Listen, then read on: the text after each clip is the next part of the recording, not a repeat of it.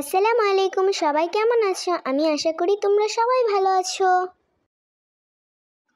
Today we will learn an application about prayer for leave of absence. Get started.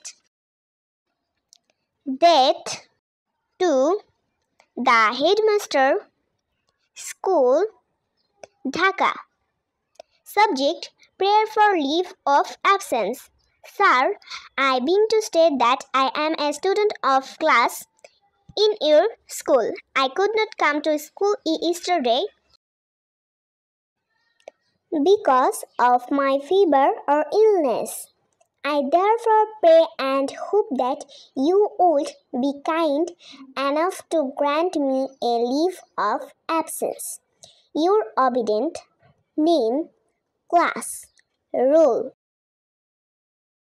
আজ এই পর্যন্তই। আবারও চলে আসবো অন্য কোনো ভিডিও নিয়ে। আসসালামু আলাইকুম।